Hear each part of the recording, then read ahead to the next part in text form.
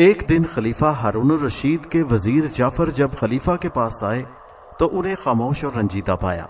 جعفر نے خلیفہ کو دوبارہ سلام کیا مگر خلیفہ نے سر اٹھا کر بھی نہ دیکھا۔ جعفر نے پھر سلام کیا اور پوچھا کہ کیا بات ہے، خلیفہ اس قدر خاموش اور رنجیدہ کیوں ہیں؟ خلیفہ نے جواب دیا کہ کبھی کبھی میری ایسی ہی حالت ہو جاتی ہے، کسی سے میرا بات تک کرنے کو جی نہیں چاہتا۔ اب تم آ گئے ہو تو کوئی اچھی بات کرو۔ جعفر نے کہا، آج آپ کے شہر میں گشت کرنے کا دن ہے، اگر مناسب سمجھیں تو لباس تبدیل کر کے شہر میں چلیں، اس طرح آپ کا دل بھی بہل جائے گا۔ خلیفہ تیار ہو گئے، دونوں نے اپنا لباس تبدیل کیا اور بھیس بدل کر محل کے خفیہ دروازے سے نکل کر شہر کی طرف چل پڑے۔ راستے میں ایک جگہ دیکھا کہ ایک نابینا اندھا فقیر کھڑا ہے، یہ دونوں اس کی طرف بڑھے۔ فقیر نے آہٹ سن کر صدا لگائی، اللہ کے نام پر بابا کچھ خیرات ملے۔ خلیفہ نے ایک اشرفی نکال کر فقیر کے ہاتھ پر رکھ دی اور چلنے لگے۔ فقیر نے ان کا دامن پکڑ لیا اور بولا، جس طرح آپ نے اللہ کے نام پر مجھے یہ دیا ہے، اسی طرح ایک تھپڑ میرے منہ پر لگا دیجئے۔ خلیفہ ہارون الرشید یہ عجیب سوال سن کر بڑے حیران ہوئے اور اسے ایک نابینا فقیر کی بڑھ سمجھ کر آگے بڑھنے لگے، لیکن فقیر نے دامن نہ چھوڑا اور اصرار کرنے لگا کہ میرے منہ پر ایک چانٹا ماریے، اور اگر یہ منظور نہ ہو تو مجھے آپ کی اشرفی قبول نہیں، اسے واپس لے لیجئے۔ خلیفہ نے اس کے اصرار پر مجبور ہو کر اس کے منہ پر ہلکے سے ایک چانٹا مار دیا۔ کچھ دور جانے پر ہارون الرشید کو خیال آیا کہ فقیر نے جو یہ حرکت کی تو ضرور اس میں کوئی راز ہے۔ انہیں جستجو ہوئی کہ یہ راز معلوم کرنا چاہیے۔ انہوں نے وزیر سے کہا کہ وہ اس فقیر کو جا کر بتا دے کہ اس کو ایک اشرفی خلیفہ نے دی ہے اور ان کا حکم ہے کہ کل دوپہر کو ان کے دربار میں وہ حاضر ہو۔ وزیر نے خلیفہ کے حکم کی تعمیل کی اور پھر دونوں آگے بڑھے۔ کچھ دور گئے ہوں گے کہ دیکھا ایک نوجوان ایک گھوڑی پر سوار ہے اور اس گھوڑی کو بڑی بے رحمی سے مار رہا ہے۔ خلیفہ کو یہ بہت ناگوار گزرا اور انہوں نے وزیر جعفر سے کہا کہ اس نوجوان کے پاس جاؤ اور اس کو بتاؤ کہ ہم کون ہیں اور کہو کہ وہ کل دوپہر ہمارے دربار میں حاضر ہو۔ وزیر نے خلیفہ کے حکم کے مطابق نوجوان کو روک کر ہدایت دی کہ وہ کل دوپہر دربار میں حاضر ہو۔ اب خلیفہ ہارون الرشید اور ان کے وزیر جعفر آگے بڑھے تو انہیں شہر کے کنارے پر ایک بڑا عالیشان مکان نظر آیا۔ خلیفہ نے وزیر سے کہا، معلوم ہوتا ہے کہ یہ مکان ہمارے کسی افسر کا ہے، جاؤ ذرا معلوم تو کرو یہ افسر کون ہے، کس کا مکان ہے اور اس کا برتاؤ اپنے پڑوسیوں اور اس علاقے کے لوگوں کے ساتھ کیسا ہے۔ وزیر جعفر نے مکان کے پاس جا کر معلومات کی۔ انہیں بتایا گیا کہ یہ عالیشان مکان ایک شخص کا ہے جس کا نام حسن ہے۔ یہ ایک بہت غریب آدمی تھا، اس کی مشکل سے گزر بسر ہوتی تھی۔ پھر ایک دم اس کے پاس بہت دولت آ گئی۔ اب یہ ایک بڑا تاجر اور کارخانہ دار ہے۔ یہ چونکہ پہلے رسیاں بنانے کا کام کرتا تھا، رسیاں بٹتا تھا، اور اب بھی اس نے رسیاں بٹنے کے کارخانے بنا رکھے ہیں، اس لیے لوگ اس کو حسن حبال کہتے ہیں۔ اپنے پڑوسیوں اور محلہ کے لوگوں کے ساتھ اس کا برتاؤ بہت اچھا ہے۔ وزیر نے واپس آ کر خلیفہ ہارون الرشید کو یہ ساری باتیں بتائیں۔ خلیفہ نے سن کر کہا کہ اس کا حال بھی معلوم ہونا چاہیے کہ اس کے پاس اتنی ڈھیر ساری دولت کہاں سے آئی، اس کو بھی کل دوپہر ہمارے دربار میں طلب کرو۔ اس کے بعد خلیفہ اور وزیر جعفر شہر سے واپس آ کر محل کی طرف چل دیے اور خفیہ دروازے سے اندر پہنچ گئے۔ محل میں پہنچ کر وزیر نے حسن حبال کو دوسرے دن دوپہر کو خلیفہ کے دربار میں حاضر ہونے کا حکم نامہ بھیج دیا۔ دوسرے دن دوپہر کو یہ تینوں آدمی، اندھا فقیر، گھوڑی سوار نوجوان اور حسن حبال، حکم کے مطابق خلیفہ کے دربار میں حاضر ہو گئے اور سلام کر کے ایک طرف خاموش کھڑے ہو گئے۔ انہیں یہ نہیں معلوم تھا کہ خلیفہ نے انہیں دربار میں کیوں طلب کیا ہے۔ ہارون الرشید نے تینوں کو دیکھا اور پھر اندھے فقیر کی طرف متوجہ ہو کر بولے، بھائی تمہارا نام کیا ہے اور تم نے سوال کرنے کے بعد اپنے منہ پر چانٹا کیوں لگوایا، یہ کیا ماجرا ہے؟ فقیر نے ادب سے جواب دیا، جناب علی میرا نام عبداللہ ہے اور میں اسی بغداد شہر کا رہنے والا ہوں۔ میرے باپ نے مرتے وقت جو روپیہ پیسہ چھوڑا تھا وہ میں نے فضول خرچی میں بہت جلد اڑا دیا اور تنگ دست ہو گیا۔ پھر میری بیوی نے مجھے سمجھایا اور میں نے اس کے کہنے پر 2 اونٹ خرید کر بار برداری کا کام شروع کر دیا۔ اللہ نے اس کام میں برکت دی، رفتہ رفتہ میرے حالات بہتر ہوتے چلے گئے اور میں خوشحال ہو گیا۔ اب میرے پاس 80 کے قریب اونٹ تھے اور میرا کام چل نکلا تھا۔ ایک دن میں ایک سوداگر کا مال بصرہ کی بندرگاہ پر پہنچا کر بغداد واپس آ رہا تھا کہ راستے میں ایک جگہ سستانے کے لیے بیٹھ گیا۔ اونٹوں کو بھی ان کے پاؤں باندھ کر چرنے کے لیے چھوڑ دیا۔ कुछ देर गुजरी होगी कि एक दरवेश राह चलता आया और मेरे पास बैठ गया। सलाम दुआ के बाद हम आपस में बातें करने लगे, एक दूसरे से वाकफियत हुई, फिर हमने साथ खाना खाया। इस दौरान में दरवेश ने मुझसे कहा कि इस जगह के करीब जो पहाड़ी है उसमें इतना बड़ा खजाना है कि अगर तुम उसे अपने सारे ऊंटों पर ला दो तो वो भी कम ना हो। ये सुनकर मुझे लालच आया और मैंने कहा, यह खजाना मुझे दिखाइए। दरवेश ने कहा कि मैं इस शर्त पर तुम्हें यह खजाना दिखा सकता हूं कि तुम अपने आधे ऊंट मुझे दे दो। मैंने दिल में सोचा कि अपने 80 ऊंटों में से 40 ऊंट इसको दे दूं तो भी 40 मेरे पास बचेंगे। खजाने से ये भरे 40 ऊंट भी मेरी कई पुश्तों के लिए काफी होंगे। इतना बड़ा खजाना 40 ऊंटों के बदले मिल रहा है, ये सौदा बुरा नहीं। ये सोचकर मैंने दरवेश से कहा कि मुझे उसकी शर्त कबूल है। इस पर दरवेश ने मुझसे कहा कि मैं ऊंटों को लेकर उसके पीछे पीछे चलूं। हम थोड़ी दूर चले होंगे कि एक पहाड़ी दर्रा नजर आया। दर्रा चूंकि बहुत तंग था, इसलिए ऊंटों को एक कतार में करके मैं दरवेश के पीछे पीछे इस दर्रे में दाखिल हुआ। कुछ दूर चलने के बाद दरवेश रुक गया और कहने लगा, हम खजाने तक पहुंच चुके हैं, ऊंटों को यहीं बिठा दो। मैंने उसके कहने पर ऊंटों को बिठा दिया। फिर वो मुझे लेकर आगे चला। चंद कदम चलकर उसने लकड़ियां जमा करके आग जलाई और आग पर कोई खुशबूदार सफूफ छिड़क कर कुछ पड़ने लगा जिसे मैं समझ ना सका। चंद लम्हों बाद अचानक जमीन लरजने लगी और एक जगह से जमीन फट गई। जिस जगह ये जमीन फटी वहां एक आलीशान दरवाजा नजर आया। दरवेश ने मुझे इशारा किया कि आओ। फिर हम दोनों उस दरवाजे के अंदर दाखिल हो गए। आलीजा जब मैं अंदर गया तो मेरी आंखें फटी की फटी रह गईं। हर तरफ हीरे जवाहरात और अशरफियों के अंबार लगे थे। मैं उसको देखते ही लालचियों की तरह झपटा और ये जरो जवाहर अपने ऊंटों पर लादना शुरू कर दिए। जब तमाम ऊंट भर गए और हम वापस जाने के लिए दरवाजे से निकलने लगे तो दरवेश ने चांदी की एक डिबिया एक संदूक से निकाली और मुझे दिखाकर अपनी जेब में रख ली। उसके बाद उसने फिर कुछ पढ़ना शुरू किया जिसको मैं समझ ना सका। हम अभी दरवाजे से निकले ही थे कि जमीन हिली और फिर खजाने का दरवाजा खुद ब खुद बंद हो गया। हम फिर उसी दर्रे में पहुंच गए जहां से गुजर कर आए थे। दर्रे से निकलकर दरवेश अपने 40 ऊंट लेकर एक तरफ को चला और मैं अपने बाकी 40 ऊंट लेकर बगदाद की तरफ रवाना हुआ। ए खलीफा, मैं अभी चंद कदम ही चला होगा कि मेरे दिल में अचानक ख्याल आया कि बिला वजह मैंने 40 ऊंट दरवेश को दे दिए। अगर ये भी मेरे पास होते तो कितना बड़ा खजाना मेरे पास होता। मैंने ये तो सोचा नहीं कि दरवेश की बदौलत मुझे मुफ्त में इतना बड़ा माल मिल गया और अपने 40 ऊंट हाथ से निकल जाने का अफसोस करने लगा। फिर मुझसे सब्र ना हो सका और मैं दौड़कर दरवेश के पास गया और उससे कहने लगा, हजरत आप तो तारिके दुनिया हैं, इतने ऊंटों का इंतजाम नहीं कर सकेंगे। बेहतर होगा कि 10 ऊंट उनमें से मुझे वापस कर दीजिए। मेरी ये बात सुनकर दरवेश ने कुछ कहे बगैर उनमें से 10 ऊंट मुझे वापस कर दिए और 30 ऊंट लेकर वहां से चला गया।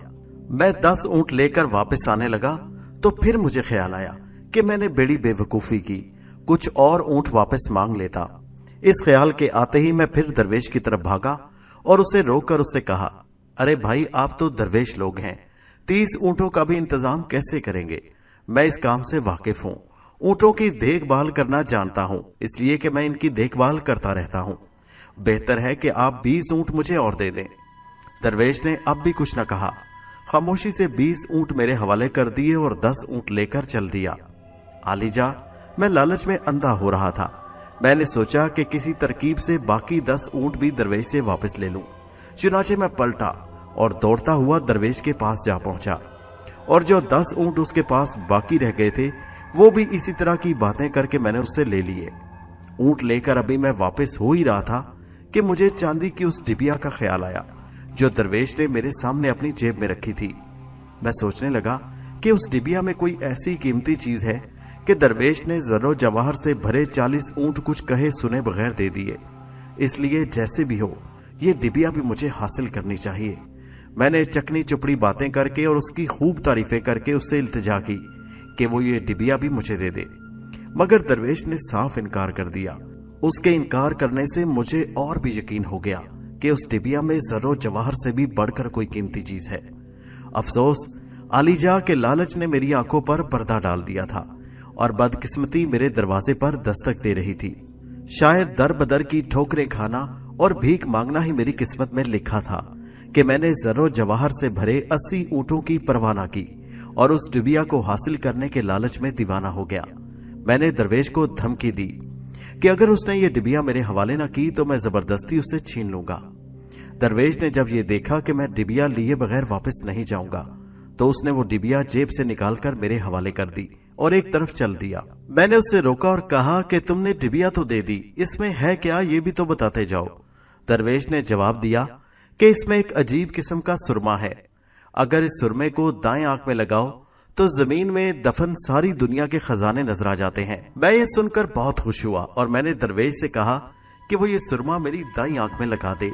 पहले तो दरवेश ने इनकार किया, फिर जब मैंने इसरार किया तो उसने डिबिया में से सुरमादानी निकालकर एक सलाई से जो सुरमादानी के साथ रखी थी सुरमा मेरी दाईं आंख में लगा दिया। सुरमा लगाते ही मुझे जमीन के पोशीदा खजाने नजर आने लगे। मैंने सोचा कि एक आंख में सुरमा लगाने की तो ये तासीर है, अगर दोनों आंखों में ये सुरमा लगा दिया जाए तो और न जाने क्या क्या पोशीदा चीजें नजर आने लगेंगी। चुनाचे मैंने दरवेश से कहा कि वो मेरी बाईं आंख में भी ये सुरमा लगा दे। मेरी ये बात सुनकर वो बोला कि मैं ऐसा नहीं करूंगा, इसकी तासीर उल्टी है, अगर बाईं आंख में तुमने ये सुरमा लगवाया तो नुकसान उठाओगे, अंधे हो जाओगे। मैंने सोचा कि दरवेश झूठ बोलता है, भला एक चीज एक ही वक्त में फायदा और नुकसान कैसे दे सकती है, उसमें जरूर कोई बड़ा फायदा है जो ये मेरी दूसरी आंख में सुरमा नहीं लगाने दे रहा। मैंने दरवेश से इसरार किया कि वो मेरी बाईं आंख में भी सुरमा लगा दे। दरवेश न माना, मैं इसरार करता रहा और वो इनकार। आखिरकार मैंने तंग आकर कहा अगर उसने मेरी बाईं आंख में सुरमा लगाने से इनकार किया तो मैं उसे जान से मार डालूंगा। ये कहकर मैं उसकी तरफ बढ़ा तो वो कहने लगा, अच्छा ठीक है, अगर तुम इस कदर जिद करते हो तो मैं तुम्हारी बाईं आंख में भी ये सुरमा लगाए देता हूं, मगर इसका गुनाह मुझ पर ना होगा, तुम्हें जो नुकसान पहुंचेगा उसके जिम्मेदार तुम खुद होगे। मैंने कहा हाँ, तुम सुरमा लगा दो। दरवेश ने सिलाई लेकर मेरी बाईं आंख में सुरमा लगा दिया। जो ही सिलाई सुरमा लगने के बाद मेरी आंख से निकली, मेरी दुनिया ही तारीक हो गई। मैं अंधा हो गया। मैं चीखने चिल्लाने लगा और दरवेश को पुकार पुकार कर कहने लगा कि तुम ये सारे ऊंट, सारा खजाना, ये डिबिया सब कुछ ले लो और मेरी आंखें, मेरी बिनाई मुझे लौटा दो। दरवेश ने जवाब दिया, ए लालची इंसान, अफसोस कि तूने मेरी बात ना मानी और इस कदर लालच किया। अब जो मुसीबत तुझ पर आई उसका कोई इलाज नहीं, तेरे लालच ने तुझे अंधा किया, अब इस सारी जिंदगी लालच की सजा भुगतता रहे। दरवेश ये कहकर ऊंटों को साथ लेकर वहां से चल दिया और आलीजा मैं वहीं रोता पीटता रह गया। उससे मैंने हर चंद कहा और फरियाद की कि वो इतनी मेहरबानी तो कर दे कि मुझे मेरे रास्ते पर लगा दे ताकि किसी आने जाने वाले काफले के साथ मैं अपने घर पहुंच जाऊं, मगर उसने मेरी एक ना सुनी। उसके जाने के बाद मैं किसी न किसी तरह गिरता पड़ता, ठोकरें खाता पहाड़ी से निकला। रात भर वहीं भूखा प्यासा पड़ा रहा। अगले दिन एक काफले का वहां से गुजर हुआ, उन्होंने तरस खाकर मुझे बगदाद लाकर छोड़ दिया। ऐ खलीफा, बस उसी दिन से मैं भीख मांगकर गुजारा करता हूं। मैंने ये अहद कर लिया था कि जो मुझे भीख देगा उससे मैं ये कहूंगा कि खुदा के लिए एक चांटा भी मेरे मुंह पर मार दे कि मुझे अपने लालच की सजा हमेशा मिलती रहे। आपने जब मुझे भीख दी तो मैंने भी आपसे यही इल्तिजा की, आप मेरी खता माफ करें। खलीफा ने नाबीना फकीर की कहानी सुनकर कहा, वाकई तुम्हारी कहानी इबरतनाक है, लालच का अंजाम बुरा होता है। खैर अब तुम भीख मांगना और चांटे खाना छोड़ दो, तुम्हें काफी सजा मिल गई। आज से तुम्हें रोजाना शाही खजाने से 4 दिरहम मिलते रहेंगे, जो तुम्हारी गुजर बसर के लिए काफी है। उसके बाद खलीफा हारून रशीद ने घोड़ी पर बेरहमी करने वाले नौजवान को तलब किया। नौजवान ने आगे बढ़कर खलीफा को सलाम किया और खामोश खड़ा हो गया। हारून रशीद ने कहा, ए नौजवान, अब तुम बताओ, तुम इस घोड़ी को इस कदर बेरहमी से मार रहे थे, जानवरों पर जुल्म करना हरगिज गवारा नहीं कर सकता मैं। नौजवान ने सर झुका लिया मगर कोई जवाब नहीं दिया। खलीफा के चेहरे पर नाराजगी के आसार नुमाया हुए। उन्होंने कहा, नौजवान, अगर तुमने घोड़ी पर जुल्म करने की माकूल वजह ना बताई तो तुम्हें सख्त सजा दी जाएगी। नौजवान ने सर झुकाया हुआ था और अभी तक कोई जवाब न दिया। खलीफा का गुस्सा देखकर नौजवान कांपने लगा और बोला, अगर जान बख्शी हो तो मैं अपनी दास्तान सुनाऊं। खलीफा ने कहा, डरो नहीं, अगर तुमने सच सच सब कुछ बता दिया तो तुम्हारा कसूर माफ कर दिया जाएगा। नौजवान को अब इत्मीनान हुआ और उसने यूं कहना शुरू किया, आलीजा, मेरा नाम लुकमान है। मेरे बाप एक दौलतमंद और इज्जतदार आदमी थे। यूं कि मेरे बाप के पास रुपए पैसे की कमी नहीं थी, इसलिए बड़े लाड प्यार से मेरी परवरिश हुई। लेकिन अभी मेरी शादी भी ना हुई थी कि बाप और माँ दोनों का साया मेरे सर से उठ गया और मैं दुनिया में अकेला रह गया। कुछ दिन तो उनके गम में उदास रहा, फिर मैंने हिम्मत पर कमर बांधी और बाप का कारोबार संभाल लिया। मुझे तन्हाई बहुत सताती थी। मैंने शादी की ठानी और एक खूबसूरत लड़की से शादी कर दी जिसका नाम आमिन था। निकाह के बाद जब दुल्हन घर में आई और रात को हम दोनों खाना खाने बैठे तो मैं उसके खाने के तरीके को देखकर हैरान रह गया। दस्तरख्वान पर तरह तरह के मजेदार खाने थे, लेकिन उसने किसी खाने को शौक से न खाया, बस चांदी के एक कांटे के जरिए चंद टुकड़े मुंह में डाल लिए। मुझे उस पर ताज्जुब तो हुआ, लेकिन मैंने सोचा कि अभी उसका नया नया ब्याह हुआ है, शर्म के मारे नहीं खा रही होगी। लेकिन जब कई दिन तक उसका यही अंदाज रहा तो मुझे फिक्र हुई कि ये खाना क्यों नहीं खाती, अगर खाएगी नहीं तो जिंदा कैसे रहेगी। ये सोचकर मैं उसकी हरकतों सकनात पर नजर रखने लगा। एक दिन ऐसा हुआ कि हम दोनों सो रहे थे। आधी रात को मेरी बीवी बिस्तर से उठी, मेरी भी आंख खुल गई, लेकिन मैं ये देखने के लिए कि ये क्या करती है, चुपचाप बिस्तर पर इस तरह पड़ा रहा जैसे गहरी नींद सो रहा हूं। मेरी बीवी ने उठकर उम्दा लिबास पहना और आहिस्ता से दरवाजा खोलकर बाहर निकल गई। मैं लपक कर बिस्तर से उठा और ये देखने के लिए कि ये कहां जाती है, छुपता छिपाता उसके पीछे चल पड़ा। मेरे जहन में ये ख्याल गुजरा कि गालिबन इसकी किसी के साथ दोस्ती है और ये वहीं जाती है और उसके साथ खाना खाती है। अब चूंकि मुझे से शादी हो गई, इसलिए बदनामी के डर से दिन में उससे नहीं मिलती। मैं इसी तरह के ख्यालात में गुम इसके पीछे पीछे चलता रहा, यहां तक कि एक कब्रिस्तान आ गया। मेरी बीवी उस कब्रिस्तान के अंदर चली गई, मैं भी उसका पीछा करता कब्रिस्तान में चला गया और एक बड़े दरख्त की आड़ में छुप कर देखने लगा। मैंने देखा कि एक डरावनी सूरत का आदमी वहां बैठा है। मेरी बीवी को देखकर वो उठा, दोनों एक दूसरे से मिले और फिर पास बैठकर बातें करने लगे। मैं चूंकि दूर था इसलिए उनकी बातें न सुन सका, लेकिन लग रहा था जैसे उन दोनों में बड़ी दोस्ती है। मुझे उनको इस तरह एक दूसरे से बातें करते देखकर बहुत गुस्सा आया, लेकिन उस आदमी से खौफ भी आया। लेकिन मैं छुपा खड़ा खामोशी से देखता रहा। कुछ देर बाद उन्होंने कब्र खोदकर एक मुर्दा निकाला और दोनों बैठकर उसका गोश्त नोच नोच कर खाने लगे। ये करीहा मंजर देखकर मेरा खून खुश्क हो गया। खा चुकने के बाद उन्होंने मुर्दे की हड्डियां उसी कब्र में दफन कर दी। उसके बाद मेरी बीवी वहां से चल दी। मैं उसके आगे आगे तेजी से कदम बढ़ाता हुआ घर पहुंच गया। दरवाजा खुला छोड़ दिया और जल्दी से अंदर आकर बिस्तर पर लेटकर सोता बन गया। मेरे पीछे पीछे वो भी घर के अंदर आई और बिस्तर पर लेटकर सो गई। मुझे अपनी बीवी पर बहुत गुस्सा आ रहा था और उससे सख्त नफरत पैदा हो गई थी, मगर मैंने जब्त किया और बाकी रात किसी न किसी तरह काटी। मेरे दिल में तरह तरह के ख्यालात आ रहे थे। कभी सोचता इसे कत्ल कर देना चाहिए और कभी सोचता कि इसे राह रास्त पर लाना चाहिए। आखिर दिल इसी बात पर ठहरा कि इसको समझाना चाहिए। शाम को जब मैं काम काज से घर वापस आया तो मेरी बीवी ने खाना लगाया। हम दोनों खाने के लिए बैठ गए। मेरी बीवी हस्बे मामूल उसी तरह बराए नाम एक कांटे से खाती रही और मैं गुस्से से उसे खाना खाते हुए देखता रहा और मैं अंदर ही अंदर पेचोताप खा रहा था। आखिर मुझसे जब्त ना हो सका और मैंने कहा, अगर तुम्हें ये खाना पसंद नहीं है तो जो खाने पसंद है वो पका लिया करो। मुझे यकीन है कि जो मेरे दस्तरख्वान पर खाने हैं वो मुर्दे के गोश्त से ज्यादा मजेदार हैं। अभी मेरी बात खत्म नहीं हुई थी कि वो ये समझ गई कि मैं उसके राज से वाकिफ हो गया और सख्त गुस्से में आ गई। उसका चेहरा देखकर मैं डर गया। उसी वक्त उसने गिलास में पानी लेकर मुझ पर छिड़क दिया और कहने लगी, ओ बदबख्त, कुत्ता बन जा। उसके मुंह से ये अल्फाज निकले ही थे कि मैं इंसान से कुत्ता बन गया। उसके बाद उस जालिम ने मुझे मार मार कर जख्मी कर दिया और घर से निकाल दिया। मैं घर से निकला तो मोहल्ले के कुत्ते मेरे पीछे लग गए और मुझे अजनबी समझकर काटने दौड़ने लगे। मैं किसी न किसी तरह अपनी जान बचाकर भागा और एक कसाई की दुकान के तख्ते के नीचे छुप कर बैठ गया। कसाई ने रहम खाकर दूसरे कुत्तों को मार पकाया। मैं सारी रात उसी कसाई की दुकान के तख्ते के नीचे छुपा बैठा रहा। दूसरे दिन सुबह को जब कसाई ने दुकान खोली तो मैं भी निकलकर बाहर आ गया। कसाई ने गोश्त का एक टुकड़ा मेरी तरफ फेंका, मगर मैंने उसकी तरफ देखा भी नहीं और कसाई के करीब आकर दुम हिलाने लगा। न जाने क्यों कसाई को इस बात पर गुस्सा आ गया।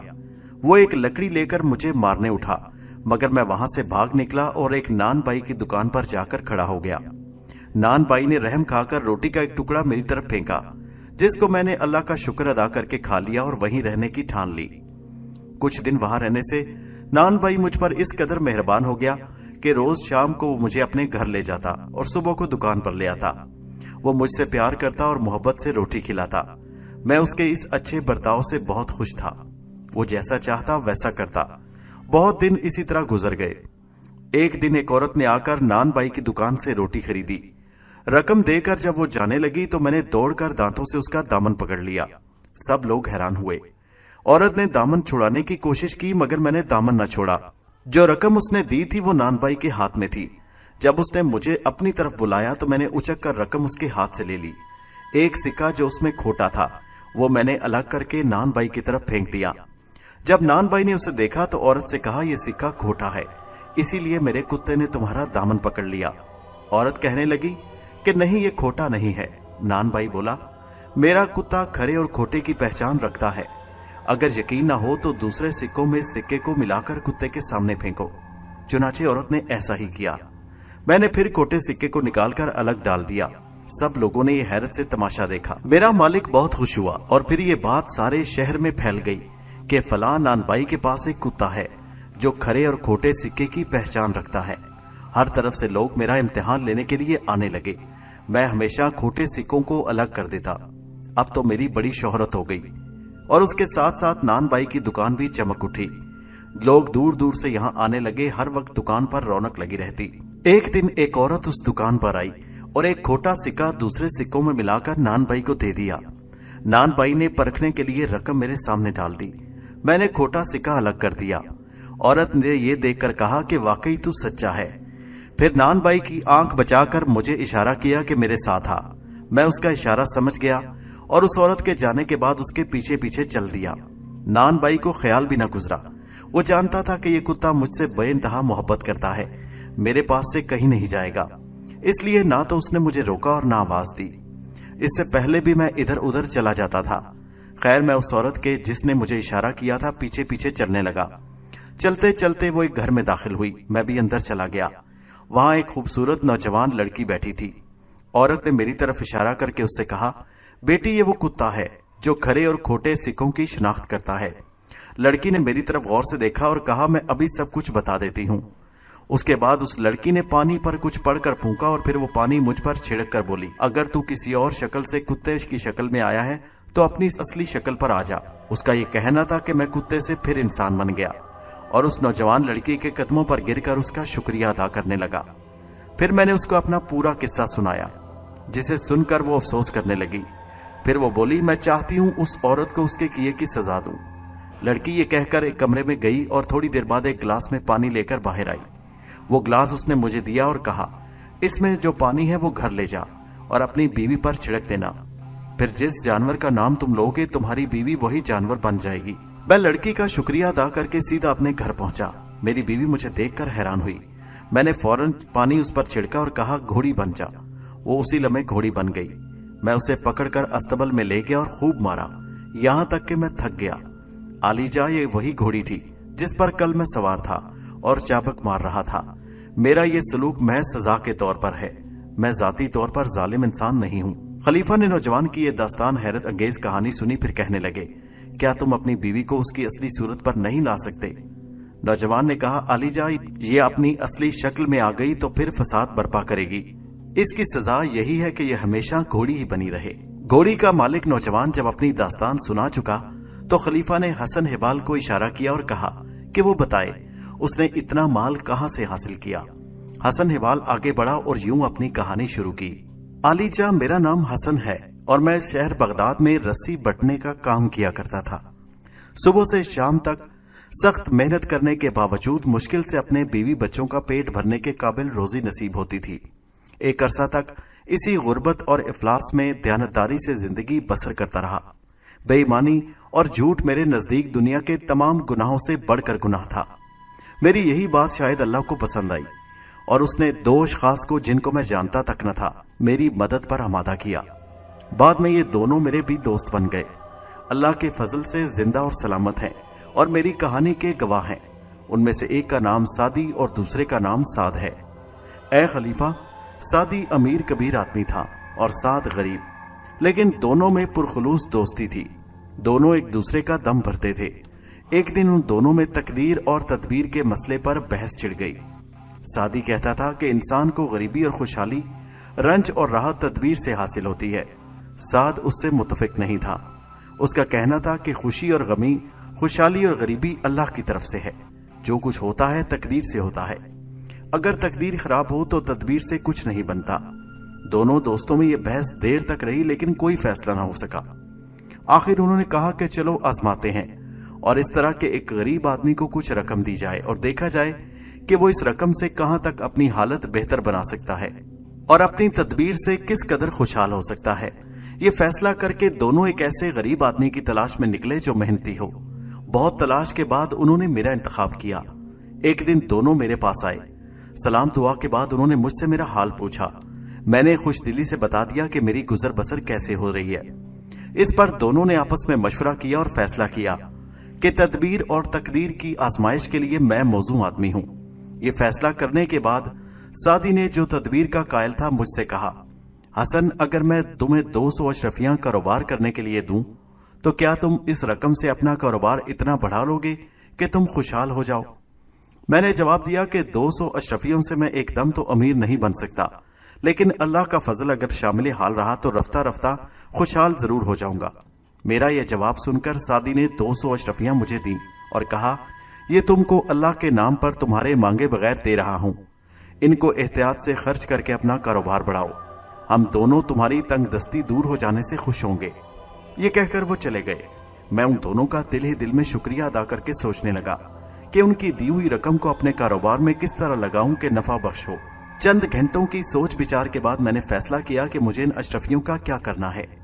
میں نے 199 اشرفیاں ایک تھیلی میں بند کر کے اپنی پگڑی میں باندھ لی اور 10 اشرفیاں جیب میں رکھ کر بازار گیا۔ اس سے میں نے رسیاں بٹنے کے لیے سن خریدا اور گھر کی طرف چلا۔ راستے میں ایک کسائی کی دکان پر گوشت دیکھ کر میرا جی للچایا، کیوں نہ بہت دنوں سے ہم نے گوشت نہیں کھایا۔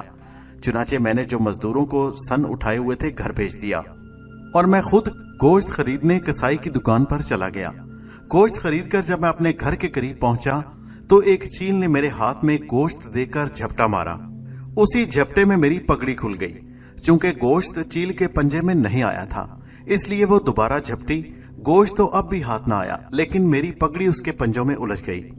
وہ اسے لے کر اڑ گئی اور میں دیکھتے کا دیکھتا رہ گیا۔ میں اس کے پیچھے بھاگا لیکن وہ نہ جانے اڑ کر کس طرف چلی گئی تھی۔ آخر کار تھک ہار کر اور اشرفیاں گنوا کر میں ننگے سر گھر پہنچا۔ مجھے اشرفیوں کے جانے کا افسوس تو تھا لیکن اس سے زیادہ یہ پریشانی تھی، اگر سعدی نے آ کر پوچھا کہ تم نے اشرفیوں کا کیا کیا تو میں اس کو کیا جواب دوں گا؟ سچ بتاؤں گا تو اسے ہرگز یقین نہیں آئے گا، وہ مجھے جھوٹا سمجھے گا۔ غرض ساری رات اسی فکر میں گزر گئی۔ میری بیوی نے جب مجھے فکر مند دیکھ کر پوچھا کہ کیا بات ہے، میں اتنا پریشان کیوں ہوں، تو مجھے اس کو اشرفیوں کے اس طرح چلے جانے کا قصہ سنانا پڑا۔ وہ بھی رونے لگی۔ میں نے اس کو سمجھایا کہ قسمت میں جو لکھا ہے وہ پورا ہو کر رہتا ہے۔ ہماری قسمت میں غریبی لکھی ہے تو ایک شادی کیا لاکھ شادی بھی ہمیں دولت مند نہیں بنا سکتے۔ خیر چند دنوں تک تو اشرفیوں کا غم رہا، پھر میں اپنے کام میں لگ گیا۔ سارا دن محنت کرتا اور جو روزی ملتی اس سے گزر بسر کرتا۔ کچھ عرصے بعد وہی دونوں دوست یعنی سعدی اور سعد میرے پاس آئے اور مجھے اسی طرح غریبی کی حالت میں دیکھ کر مجھ سے پوچھنے لگے کہ تمہارا کیا حال ہے اور جو اشرفیاں تمہیں دی گئی تھی ان کا کیا ہوا؟ تم نے اس سے کوئی فائدہ نہ اٹھایا۔ میں نے شرمندگی سے سر جھکا لیا اور پھر کہنے لگا، آپ کو شاید میری بات پر یقین نہ آئے مگر حقیقت یہی ہے جو میں بیان کر رہا ہوں۔ پھر میں نے ان کو چیل کے پگڑی اور اس میں بندھی ہوئی اشرفیوں کے جھپٹا مار لے کر لے جانے کا واقعہ سنایا۔ سعد نے میری بات پر یقین کیا اور کہنے لگا، ہاں ایسا ہو سکتا ہے۔ پھر وہ سعدی سے بولا، تم نے دیکھا قسمت کا کھیل، اب تو میری بات پر یقین کرو کہ تقدیر کے سامنے تدبیر کی نہیں چلتی۔ مگر سعدی نے پھر یہی کہا کہ نہیں، اصل چیز تدبیر ہے، تقدیر کچھ نہیں۔ کچھ دیر دونوں میں اسی بات پر بحث ہوتی رہی اور پھر سعدی نے 200 اشرفیاں نکال کر مجھے دی اور کہا کہ ان کو کام میں لاؤ، پہلے کی طرح ضائع مت کرنا، مجھے امید ہے تم اس رقم سے خوشحال ہو جاؤ گے۔ یہ کہہ کر وہ چلے گئے اور میں اپنے کام میں لگ گیا۔ اتفاق سے اسی وقت میں گھر میں اکیلا تھا۔ میرے بیوی بچے عزیزوں کے پاس گئے ہوئے تھے۔ میں اپنی دکان سے گھر واپس آیا تو میں نے مٹی کے ایک برتن میں 199 اشرفیاں ڈال کر اس مٹی کے برتن کا منہ بند کر دیا اور ایک ٹوکرے میں جس میں بھوسا بھرا ہوا تھا چھپا کر رکھ دیا۔ 10 اشرفیاں میں نے اپنے پاس رکھ لیں جس سے میں نے رسیاں بٹنے کے لیے سن خریدا۔ اس واقعہ کے چوتھے دن میری بیوی بچے گھر واپس آئے۔ میں اپنی بیوی کو یہ بتانا بھول گیا تھا کہ میں نے بھوسے کے ٹوکرے میں اشرفیاں چھپا دی ہیں اور دکان پر چلا آیا۔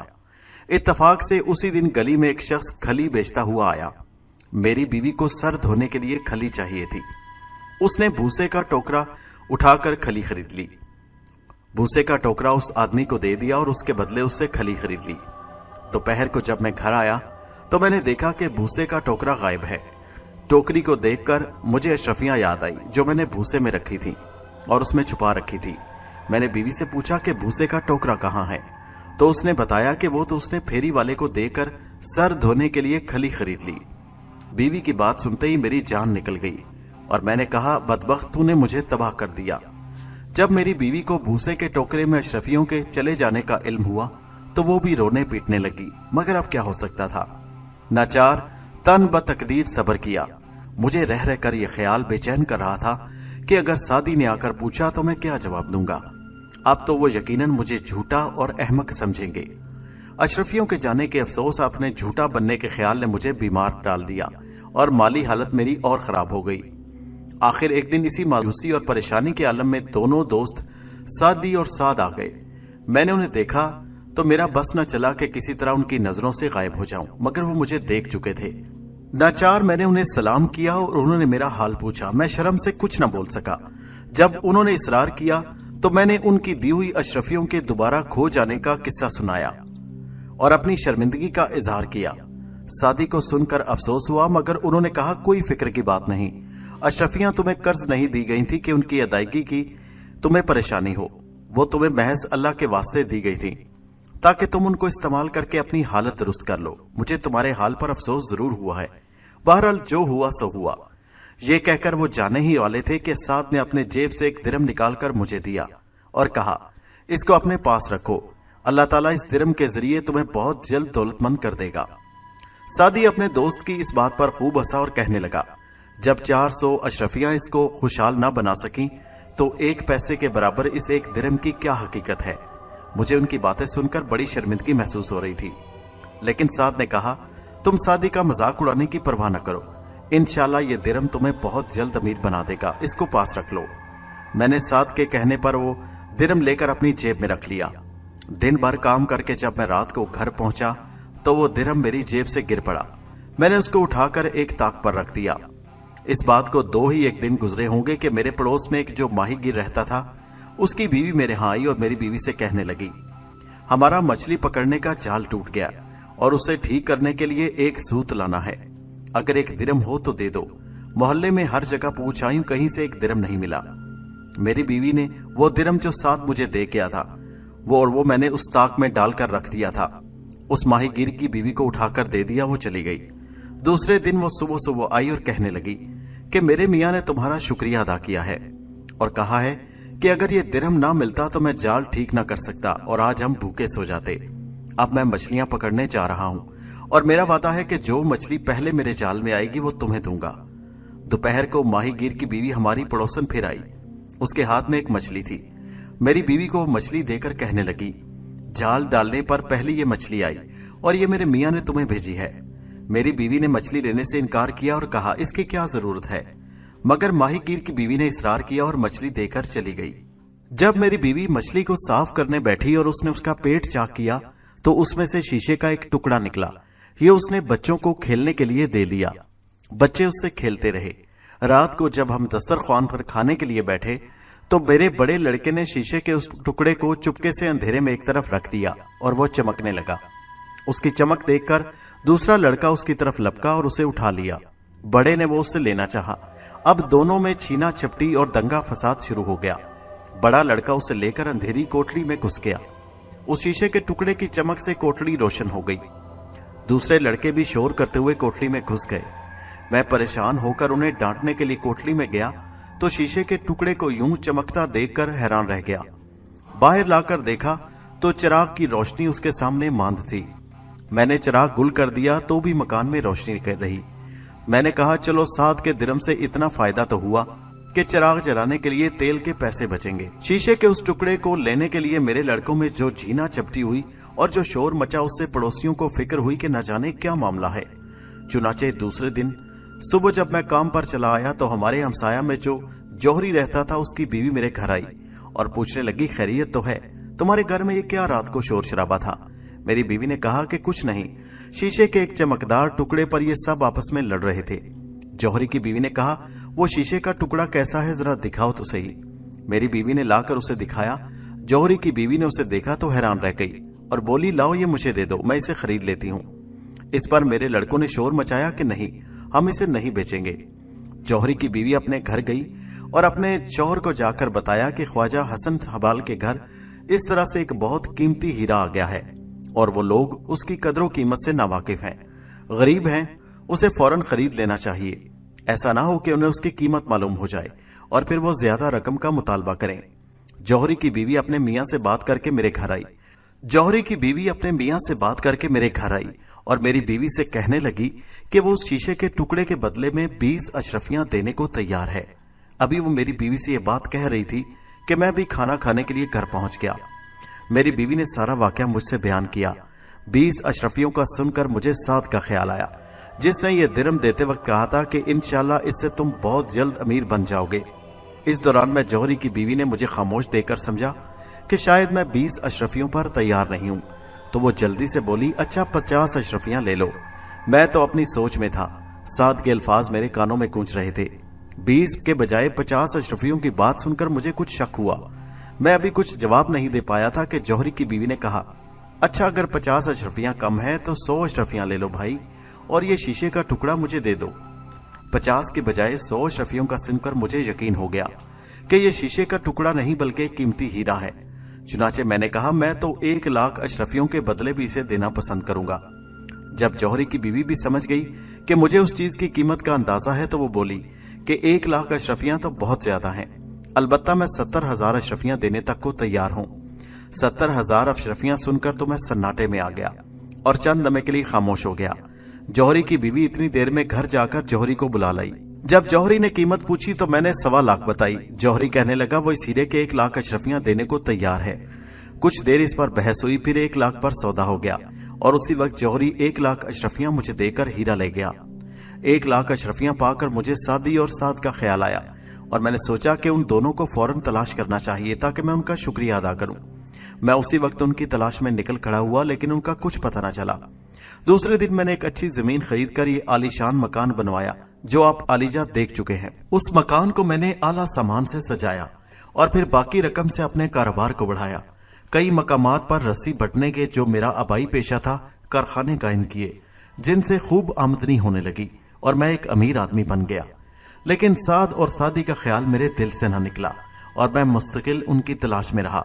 फिर एक दिन वो दोनों मेरा हाल मालूम करने के लिए खुद ही उस जगह पहुंचे जहां मैं पहले रहता था। मुझे वहां ना पाकर उन्होंने लोगों से मेरे बारे में पूछा तो उन्होंने बताया कि खुदा जाने उसको कहां से अचानक इतनी दौलत मिल गई कि अब वो बगदाद का एक अमीर सौदागर है। उसने फलां जगह पर एक आलीशान महल बनवाया है और वहीं रहता है। साद और सादी आपस में ये बहस करते हुए कि ये दौलत मेरे पास कहां से आई, लोगों के बताए हुए पते पर मेरे आलीशान मकान की तलाश में चले गए। सादी का दावा था कि उन्होंने मुझे जो 400 अशरफियां दी थी ये उसी की बदौलत है और मैंने उनके खो जाने के बारे में उनसे झूठ बोला था। साद का कहना था कि नहीं, ये उस एक दिरहम का करिश्मा है जो उन्होंने मुझे दिया था। मौका पर पहुंचकर उन्होंने मेरे खादमों के जरिए अपने आने की इत्तला कराई। मैं उनका नाम सुनकर नंगे पांव और नंगे सर उनके इस्तकबाल के लिए दौड़ा। बड़ी इज्जत से उनको अंदर लाकर बिठाया और उनका शुक्रिया अदा किया। उन्होंने मुझे खुशहाल देखकर मुबारकबाद दी और खुशी का इजहार किया। इधर उधर की बातों के बाद उन्होंने जाने को कहा, लेकिन मैंने कहा आप दोनों मेरे साथ खाना खाए बगैर हरगिज नहीं जाएंगे। फिर मैंने उनकी खूब खातर तवाज़ो की और उम्दा खाना खिलाया। खाने के बाद मैंने उनको लेकर अपने महल के बाग में आया और मैंने उनको अपने दौलतमंद होने का किस्सा सुनाया और कहा कि ये सब कुछ उसी एक दिरहम की बरकत से हुआ जो साद ने मुझे दिया था। सादी ने मेरी बात को तस्लीम न किया और यही कहते रहे कि मेरी दौलत उन 400 अशरफियों का नतीजा है जो उन्होंने मुझे दी थी। एक मछली के पेट से इस कदर कीमती हीरे का निकलना नामुमकिन बात है। हम इसी तरह बातें करते हुए बाग में टहलने लगे। फिर एक दरख्त के पास पहुंचकर रुक गए जिस पर एक चील का बड़ा घोंसला बना हुआ था और मेरे पुराने मुलाजिम के एतकाद के मुताबिक चील के घोंसले में माल होता है। उसे उतारने की कोशिश कर रहे थे। हम खड़े हुए यह तमाशा देखने लगे। थोड़ी देर में एक मुलाजिम ने जो दरख्त पर चढ़ा हुआ था चील का घोंसला निकालकर ऊपर से नीचे फेंका। اللہ की कुदरत उस घोंसले में मेरी वो पगड़ी जिसमें शादी की पहली बार दी हुई 190 अशरफियां थी निकल आई।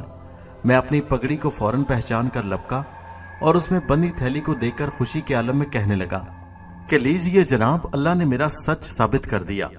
सादी ने कहा, हो सकता है ये किसी और की पगड़ी हो और इस थैली में अशरफियों के बजाय कुछ और हो। मैंने कहा, ये अभी मालूम हो जाता है। अगर इस थैली में 190 अशरफियां हुई तो ये मेरी है। चुनाचे थैली को खोला गया और उसमें वही 190 अशरफियां निकल आई जो मैंने रखी थी। मैंने ये देखकर अल्लाह का शुक्र अदा किया जिसने मेरी सच्चाई मेरे दोस्तों पर साबित कर दी। उसके बाद हम सैर करते हुए वापस मकान की तरफ पलटे। रास्ते में जब हम अस्तबल से गुजरे तो साइंस ने कहा कि जनाब, फलां काम में देर हो जाने की वजह से घोड़ों के लिए भूसा नहीं मिल सका, दुकानें बंद हो चुकी थीं। मैंने कहा कि बेजुबान जानवरों को भूखा रखना अच्छा नहीं, जहां से मिले और जिस कीमत पर भी मिले भूसा लेकर आओ। चुनाचे उसी वक्त मेरे मुलाजिम दौड़े और पुराने भूसे के 2-3 टोकरे ले आए। मैंने अपने उस मुलाजिम को हुक्म दिया कि मेरे सामने घोड़ों को भूसा डालो। भूसे में से एक मिट्टी का बर्तन निकला जिसका मुंह बंद था। मुलाजिम ने वो बर्तन मेरे सामने लाकर रख दिया। मैंने उसे फौरन पहचान लिया और सादी से कहा, लीजिए, अल्लाह ने मुझे सच्चा साबित करने के लिए ये इंतजाम भी कर दिया। ये भूसे का वही टोकरा है जिसमें मैंने अशरफियां छुपा कर रखी थी। आप इसे खोलें, यकीनन इसमें वो 190 अशरफियां होंगी जो आपने दूसरी मर्तबा मुझे दी थी। साद ने बर्तन का मुंह खोला तो वाकई उसमें 190 अशरफियां रखी थी। अब सादी बहुत शर्मिंदा हुए, मेरी तरफ से बदगुमानी करने पर माफी मांगने लगे कि वो वाकई गलती पर थे। तकदीर के आगे तदबीर का जोर नहीं। फिर हम घर आ गए। मैंने उन्हें रात मेहमान रखा और खातिर तवाज़ु करके अगले दिन रुखसत किया। आलिजा, ये है मेरी कहानी जो मैंने आपको पूरी सुना दी। खलीफा हारून रशीद ने कहा, तुम्हारी कहानी भी बहुत अजीब है। वो हीरा जो तुम्हें मछली के पेट से मिला था अब मेरे खजाने में है। तुम मेरे खजानची को जाकर ये कहानी फिर सुनाओ ताकि वो हीरे के साथ इस कहानी को लिखकर शाही खजाने में महफूज कर दे। फिर खलीफा हारून रशीद ने नाबीना